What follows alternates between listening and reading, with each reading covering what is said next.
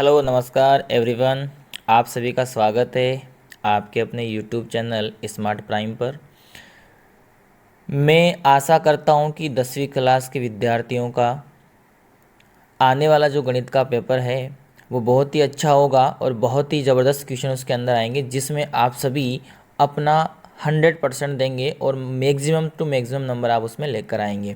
और मुझे जहाँ तक उम्मीद है, जहाँ तक मैं आशा करता हूँ कि आपके जो 2 एग्ज़ाम अभी तक हुए हैं इंग्लिश और साइंस का, वो बहुत ही अच्छे रहे होंगे और आप अगले आने वाले जो मैथ्स का जो पेपर है आपका उसकी काफ़ी अच्छे से तैयारी कर रहे होंगे। तो आज के इस वीडियो में मैं आपको कुछ महत्वपूर्ण चैप्टर यानी कि कुछ महत्वपूर्ण प्रश्नावली के बारे में डिस्कशन करूंगा, जहां से मैक्सिमम क्वेश्चंस आपके एग्ज़ाम पेपर में आएंगे और अच्छी तरीके से उस प्रश्नावली को आपको कंप्लीट करना है। और आपके पास में अभी कुछ ना कुछ, जैसे बोल सकते हैं, कुछ ना कुछ हॉलीडेज़ अभी बाकी है, कुछ दिन आपके सामने बाकी है, जिससे आप अपनी तैयारी को और अच्छे से और मजबूती उसको तैयारी को दे सकते हैं। तो इसी के साथ में आज ज़्यादा देर ना करते इस वीडियो को शुरुआत करने से पहले यही बोलूँगा, क्योंकि आप अब वो दिन आ चुका है जो अपने आप को साबित करने का और अपने आप को प्रूव करने का दिन आपके पास में है। आपने साल भर तक, मुझे पता है, बहुत ही अच्छे से मेहनत करी है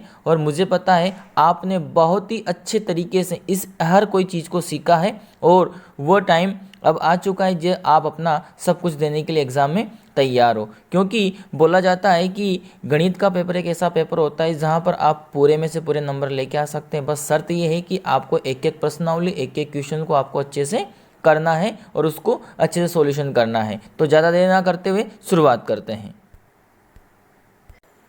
सबसे पहले बात करते हैं जो सेक्शन सी आपके एग्जाम में आता है उसकी बात करते हैं। छोटे छोटे क्वेश्चंस आप लोग सब कर देंगे। सेक्शन सी यानी कि खंड सा आपके लिए बहुत महत्वपूर्ण होता है, जिसमें आज दिन तक जो भी एग्ज़ाम टेंथ बोर्ड के यानी कि 10वीं क्लास के हुए हैं, उसमें सबसे महत्वपूर्ण और सबसे अहम भूमिका निभाने वाली जो प्रश्नावली होती है वो होती है सांख्यिकी, यानी कि आप बोल सकते हो स्टैटिक्स, यानी कि जिसको आप पता होगा कि बहुलक, माध्यक, माध्य, समांतर माध्य, यानी कि ये 3 तरह के जो टॉपिक है, यानी कि सबसे पहला समांतर माध्य, दूसरा माध्यक माध्यिका और उसके बाद में तीसरा आता है बहुलक।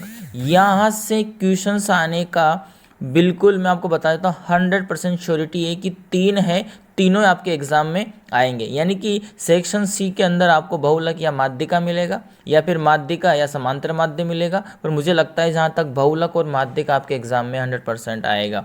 इसी के साथ में ये प्रश्नावली में आपको समांतर माध्य निकालने के लिए 3 विधियां हैं। पहली विधि है प्रत्यक्ष विधि, जिसको डायरेक्ट मेथड बोलते हैं, दूसरा है कल्पित माध्य विधि और तीसरी है पग विचलन विधि। ये तीनों विधियों से किसी से भी आपके एग्जाम में वहाँ पर सवाल पूछ सकता है। तीनों ही विधियाँ आप लोगों को अच्छे से पता है, मुझे पता है, आप लोग सब जानते हैं। बस ये तीनों विधियों को एक बार जरूर देख के जाना और यहाँ से क्वेश्चन आपके एग्जाम में आएगा। यानी कि सांख्यिकी को बिल्कुल भी नहीं छोड़ना है, अच्छे से देखना है। उसके बाद में एक मुझे लगता है जहाँ तक सबसे लास्ट में आपका एक टॉपिक दे रखा है, से कम या से अधिक प्रकार के त्वरण वक्र, यानी कि बारंबारता वक्र। जो ग्राफ आप बनाते हैं बारंबारता वक्र के, वहाँ वो आपको देखना बहुत ज़रूरी, जिसमें आपने देखा होगा त्वरण यानी कि बारंबारता वक्र होते हैं जिसको त्वरण कहते हैं। यहाँ से क्वेश्चंस आने के चांसेस हैं, क्योंकि से कम प्रकार के बनते हैं, से अधिक प्रकार के बनते हैं। तो आपको यहाँ से भी क्वेश्चंस पुटअप एग्जाम में हो सकता है, तो इसको आपको देख के जाना है। यानी कि 14 प्रश्नावली आपको अच्छे से कंप्लीट करना ही है सांख्यिकी, और आपके पास अभी टाइम है, इसके एक एक क्वेश्चंस को कर लो। और मुझे पता है जहाँ तक आप लोग सब कुछ कर चुके होंगे, क्योंकि इसमें हर सवाल में सेम मेथड लगता है और सेम फॉर्मूला यहाँ पर लगता है। हाँ, रही बात की यानी कि समांतर माध्य से समांतर माध्य निकालने का जो फॉर्मूला है प्रत्यक्ष विधि से, वो भी आपको याद करना है। समांतर माध्य निकालना है कल्पित माध्य विधि से, वो फॉर्मूला भी आपको याद करना है। उसके बाद में समांतर माध्य निकालना है, आपको पता है, पग विचलन विधि से, उसका फॉर्मूला भी आपको याद करना है। उसके बाद में मैं बात करता हूँ माध्यिका, इसका भी सूत्र आपको याद करना पड़ेगा। उसके बाद मैं बात करता हूँ बहुलक मोड। यहाँ ये फॉर्मूला में बहुत सारे बच्चे कंफ्यूज होते हैं, तो कंफ्यूज नहीं होना है और आपको अच्छे से याद करना है। इसके बाद में बहुलक, माध्यक और माध्यिका, इन तीनों में जो संबंध है वो संबंध भी आपको अच्छे से याद कर लेना है और उसको पढ़ लेना है। इसके बाद में नेक्स्ट प्रश्नावली के बारे में बात करूँगा, जो आपके एग्ज़ाम में बहुत ही महत्वपूर्ण हिस्सा निभाएगी, उसका नाम है रचनाएं। यानी कि आपके 10th क्लास में रचना ही जो प्रश्नावली है, यहाँ से क्वेश्चंस आएगा, गारंटेड क्वेश्चन आएगा और बहुत ही इजी क्वेश्चन आपको यहाँ पर मिलेगा। रचना बहुत ही सिंपल प्रश्नावली है, सभी बच्चों ने अच्छे से इसको तैयार किया है। कम से कम इसमें 15 से 20 क्वेश्चंस होंगे जो आपको एक बार फिर अच्छे से बना लेना है, चित्र बना लेना है। हर चित्र में पहले नाम दे देना है, फिर उस तरीके से आपको जिस तरह से आपने चित्र एंड डायग्राम को बनाया है उसके अकॉर्डिंग आपको 6 से 7 या 8 पॉइंट आप उसमें लिख सकते हैं। रचनाएं प्रश्नावली भी बहुत महत्वपूर्ण है, ये आपको घर पे अच्छे से देख के जानी है, अच्छे से समझना है, एक एक क्वेश्चंस करके जाना है। कोई बड़ा सवाल नहीं आएगा, कोई डरने की आवश्यकता नहीं है। आपकी तैयारी बहुत ही मजबूत है, बहुत ही बेहतर तरीके से आप एग्ज़ाम के लिए तैयार हैं। बिल्कुल निडर होकर अपनी पढ़ाई को आप सुचारू रूप से चालू रखो। और आने वाला एग्ज़ाम, आपको लगता है गणित का एग्ज़ाम बहुत ही कठिन होगा, बिल्कुल ऐसा नहीं होगा, बहुत ही ईजी पेपर होगा। क्योंकि ये जो आपको क्वेश्चंस मिलेंगे, हर कोई मेथड आपने पढ़ रखा है, हर कोई कंसेप्ट आपने सीख चुके हैं, तो वही क्वेश्चंस एग्ज़ाम में आएंगे जो आप पढ़ चुके हैं। इसके बाद में, रचना के बाद में अगर अपन आगे बात करते हैं तो अगली जो प्रश्नावली हो त्रिकोणमिति। त्रिकोणमिति बहुत ही इजी प्रश्नावली है, इससे डरना नहीं है। त्रिकोणमिति इतनी इजी प्रश्नावली है, बस इसमें शर्त ये है कि आपको अच्छे से सबसे पहले आपको sine cos tan sec cosec की जो टेबल है वो टेबल आपको याद करनी है। टेबल अच्छे से याद करनी है, यानी कि 0 डिग्री, 30 डिग्री, 45 डिग्री, 60 डिग्री और 90 डिग्री का मान क्या होता है, आपको जाते ही पहले एग्ज़ाम में जो इस सारणी को अच्छे से याद कर लेना है। यहाँ से कम 4 से 5 नंबर के क्वेश्चन होंगे जो आपको जाते ही पहले अपने रफ कार्य में, अपनी बोर्ड एग्जाम के कॉपी में पीछे सारणी को बना लेना है। इसके बाद में त्रिकोणमिति में जो क्वेश्चन सिद्ध करने वाले होते हैं, यहाँ सवाल आपसे पूछता है वो सर्वसमीकाओं से। आज मैं क्लास ले रहा था तो कुछ बच्चे बोले सर बहुत कठिन प्रश्नावली है, समझ में नहीं आएगी। तो मैं उनसे बोला कि कोई कठिन प्रश्नावली नहीं है, बस आपको शर्त है कि सर्वसमीका याद करनी है। कि 3 सर्वसमीकाएँ होती है, मैं आपको बता देता हूँ 3 सर्वसमीकाएँ कौन सी होती है। सबसे पहले बात करते हैं sine square theta plus cos square theta का है। Sine square theta plus cos square theta is equal to 1, यानी कि दूसरी होती है 1 प्लस टेन स्क्वायर थीटा बराबर sec square theta, 1 plus cot square theta बराबर कोसेक स्क्वायर थीटा। ये तीनों सर्वसमीकाएं आपको अच्छे से पढ़ लेता होते हैं, इनको इधर उधर इंटरचेंज करना है और आपको आंसर मिल जाएगा। मैं फिर आपको बता देता हूँ कि जो बीजीय व्यंजक होते हैं, जो बीजीय स्वर समय कहीं से भी कोई से भी प्रश्नावली में और कहीं भी लग जाती है, तो आपको जो फॉर्मूले हैं a प्लस बी का whole square, A square plus 2ab plus B square, यानी कि यह पूरा का पूरा याद रखना है। उसके बाद a माइनस बी का होल स्क्वायर क्या होता है, A square minus 2ab plus B square. ये सब चीज़ें आपको अच्छे से एक बार समझ लेना है, याद कर लेना है। इसके बाद में क्यूब वाली जो सर्वसमीका होती है, a प्लस बी का होल क्यूब, उसके बाद में a माइनस बी का होल क्यूब, उसके बाद में a cube minus B cube. ये सब चीज़ें एक बार मैं सब बच्चों को बता चुका हूँ और सब बच्चे जानते भी हैं। तो आप वहाँ से इन चीज़ों को पढ़ लेना है और याद कर लेना है, क्योंकि जो आपके त्रिकोणमिति वाले सवाल आएंगे वहाँ पर आप जल्दी से इसको पुटअप करोगे और आपके वहाँ पर आंसर आ जाएगा। उसके बाद में एक और सर्वसमीका आती है जो मैं बताया था भी आपको, ए स्क्वायर माइनस बी स्क्वायर क्या होता है कि एक बार प्लस का एक बार माइनस का, अच्छे से याद कर लेना है। इसके बाद में जो इसमें किस तरह से क्वेश्चंस पूछता है और क्या क्या त्रिकोणमिति में होता है, वो होता है इंटरचेंज करना, यानी कि साइन 90 माइनस थीटा, यानी कि 90 माइनस थीटा क्या होता है, यानी कि साइन 90 माइनस थीटा होता है कोस थीटा। ये चीज़ें भी आपको अच्छे से पढ़ लेना है, अच्छे से याद कर लेना है। इंटरचेंज वाले क्वेश्चंस होते हैं, जैसे कि कोस 90 माइनस थीटा क्या होगा, वो चीज़ें आप जानते हैं, अच्छे से आपकी किताब में लिखी हुई है और मुझे पता है जहाँ तक आपने अच्छे से उस चीज़ की तैयारी भी कर रखी होगी।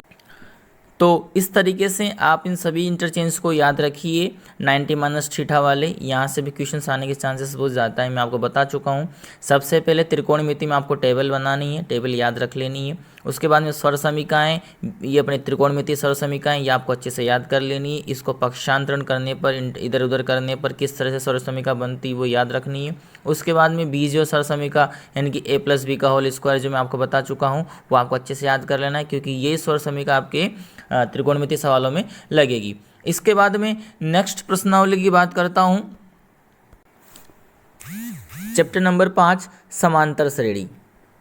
समांतर श्रेणी, यहाँ से भी क्वेश्चंस आपके बहुत ही इजी क्वेश्चंस आएंगे और मुझे पता है जहाँ तक कोई बड़ा सवाल यहाँ से आने वाला नहीं है, बहुत ही छोटे छोटे क्वेश्चंस आएंगे। और आप लोग पर सब पढ़ चुके होंगे कि यहाँ पर एक तो होता है ए एन बराबर क्या होता है, A plus N minus one into D. आप लोग जानते हैं ए बराबर प्रथम पद होता है, एन बराबर पदों की संख्या होती है, डी सार्वंतर होता है और ए एन अंतिम पद होता है। तो कोई ना कोई एक राशि गायब कर देगा और आपसे एक और बाकी वाली दे देगा, तो आपसे एक पूछ लेगा, तो आप इधर उधर करके जो आपको दे रखा है समांतर श्रेणी में वो आप निकाल लेना है। दूसरा इसमें आता है एन पदों का योगफल, एन पदों का योगफल। अब योगफल आपको पता है एस एन वाला सूत्र यहाँ पर काम लेंगे, यानी कि एस एन बराबर क्या होता है, एस एन बराबर होता है एन बाई टू, उसके बाद में होता है 2a plus N minus one into D.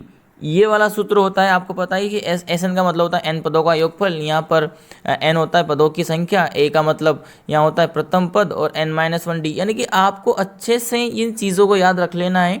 यहाँ पर पेन थोड़ा चलने में मिस्टेक कर रहा है, तो सूत्र यहाँ पर मैं बोल देता हूँ एन बटा टू, यानी कि कोष्टक में 2a plus N minus one into D. यहाँ पर माइनस है, आप लोगों को सबको पता है, सबके पास में बुक्स हैं, नोट्स हैं, वहाँ से आप कंप्लीट इस सूत्र को याद कर सकते हैं और अपनी तैयारी को अच्छे से मजबूताई प्रदान कर सकते हैं। तो यहाँ पर ज़्यादा क्वेश्चंस यहाँ पर नहीं है, यहाँ पर समांतर श्रेणी वाले क्वेश्चंस अच्छे क्वेश्चंस बनेंगे, अच्छे नंबर की प्रश्नावलियाँ हैं। यानी कि मैं सांख्यिकी के बारे में डिस्कशन कर चुका हूँ, बहुत ही महत्वपूर्ण है। और जो बच्चों को लगता है कि मैं पास नहीं होऊंगा, तो मैं अरे पास होने की कोई इसमें गुंजाइश ही नहीं है। यानी कि गुंजाइश मतलब गुंजाइश का नहीं कह सकता मैं कि पास होने में क्या है, बहुत कुछ कर सकते हैं आप। यहाँ पर बहुत नंबर ले आ सकते हैं। आपको लाने कितने नंबर है, बस आप यहाँ पर शर्त ये है कि आपको बड़े से बड़े प्रश्नावलियों को आपको कवर करना है, छोटे छोटे एक एक नंबर वाले क्वेश्चंस को कवर करना है, रिक्त स्थान, ऑब्जेक्टिव क्वेश्चन। यानी कि पास होना कोई बड़ी बात नहीं है गणित में। और तो आप अच्छे से अपने तैयारी को बढ़िया मजबूती दीजिए, बढ़िया तैयारी से बढ़िया तरीके से तैयारी कीजिए, क्योंकि वो दिन दूर नहीं जब आप अपने आप को साबित कर दोगे कि आई एम दी बेस्ट। बस शर्त ये है कि आपको कंटिन्यू सतत प्रयास करना पड़ेगा अपने एग्ज़ाम को लेकर। इसके बाद में अगली जो प्रश्नावलियाँ हैं मैं आपको बता देता हूँ।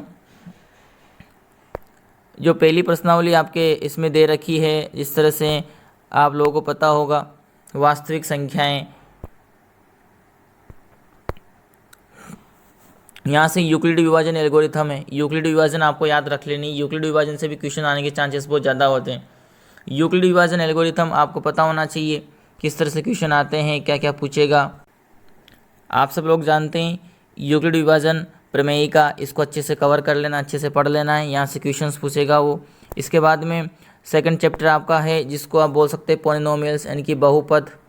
बहुपद से भी क्वेश्चन आने के बहुत ज़्यादा चांस हैं, क्योंकि यहाँ पर आपको कहीं ना कहीं वो शून्यंकों का योग, उसके बाद में शून्यंकों का गुणनफल, ये भी आपको अच्छे से देख लेना है। उसके बाद में तीसरी और चौथी प्रश्नावली आती है, चैप्टर नंबर 3 आता है और चैप्टर नंबर 4 आता है आपका। यानी कि इन दोनों प्रश्नावली भी आपको अच्छे से कवर कर लेनी। 5 के बारे में डिस्कशन कर चुका हूँ। और उसके बाद में सबसे महत्वपूर्ण प्रश्नावली यानी कि 7, बहुत ही आसान प्रश्नावली है, निर्देशांक ज्यामिति। यानी कि 3 से 4 सूत्र आपको याद करने होंगे, 3 से 4 फॉर्मूले आप याद कर लेना। यानी कि सबसे पहले बात करते हैं मध्य बिंदु, दो बिंदुओं के मध्य की दूरी ज्ञात करना। ये यहाँ से भी आपको याद कर लेना है, दो बिंदुओं की मध्य दूरी क्या होती है, तो वो चीज़ें भी आपको अच्छे से समझ लेनी है। उसके बाद में होता है यानी कि x2 माइनस x1 का whole square plus y2 minus y1 का होल स्क्वायर पूरे का रूट, यानी कि मध्य बिंदु के निर्देशांक आप निकाल सकते हो। उसके बाद में x1 प्लस x2 बटे 2, y1 प्लस y2 बटे 2। उसके बाद त्रिभुज का क्षेत्रफल मैं आपको बता भी चुका हूँ और बहुत सारे बच्चे भी जानते हैं त्रिभुज का क्षेत्रफल निकालने वाले का सूत्र क्या होता है। इसके बाद में इसमें आता है अंत विभाजन वाला, अंत विभाजन भी आपको अच्छे से समझ लेना और पढ़, अच्छे से अपनी तैयारी को रखिए। 7वीं प्रश्नावली आपको एक बार अच्छे से कर लेनी है घर पे, इसको समझ लेना है क्या क्या पूछेगा क्या क्या नहीं पूछेगा।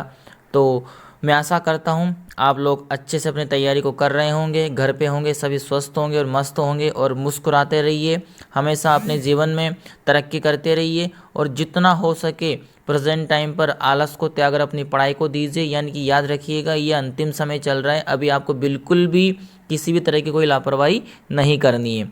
तो पूरी की पूरी प्रश्नावली को मैं बारे में बता चुका हूँ, फिर मैं आपसे एक बार बोल देता हूँ कि सांख्यिकी की जो प्रश्नावली है वो आपको अच्छे से देख लेना है। उसके बाद में प्रायिकता वाली प्रश्नावली भी है, उसको भी आपको देख लेना है। उसके बाद में 7वीं प्रश्नावली निर्देशांक ज्यामिति वो पढ़ लेना है। तीसरी और चौथी प्रश्नावली द्विघात समीकरण वाली पढ़ लेना है। दूसरी प्रश्नावली बहुपद आपको पढ़ लेना है। पहली प्रश्नावली आप देख लेना है। 11वीं प्रश्नावली जो रचना वाली है वो रचनाएं आपको पढ़ लेना है। यानी कि हर कोई इस प्रश्नावली को आपको देख लेना है। उसके बाद 8वीं प्रश्नावली, यानी कि पूरी की पूरी किताब में आप लोग सब पढ़ चुके हैं, और यहाँ से सभी प्रश्नावलियों से सिंपल सिंपल क्वेश्चंस बनेंगे, ज़्यादा कठिन क्वेश्चन यहाँ से नहीं आएंगे। बस आपको अच्छे से अपनी तैयारी को करना है। उसके बाद आप सभी को मेरी तरफ से बेस्ट ऑफ लक। खुश रहिए, मस्त रहिए, आपके जीवन में आपको सब कुछ कामयाबी मिलेगी जिसको आप डिजर्व करते हैं, जिसके आप हकदार हैं। तो हमेशा ये स्माइल आपकी वजह से इसी चीज़ का प्रतीक है कि आप हंसते खेलते हुए अपनी तैयारी कीजिए और अच्छे से एग्ज़ाम दीजिए। क्योंकि अगर टेंशन लोगे तो टेंशन लेने से टेंशन दूर नहीं होगी, बल्कि ये टेंशन लेने को से बढ़िया है कि आप उस सब कुछ चीज़ों को साइड करके अपने एग्ज़ाम को एक नई दिशा दीजिए। तो यही बोलना चाहूँगा। Wish you all the best. Thank you.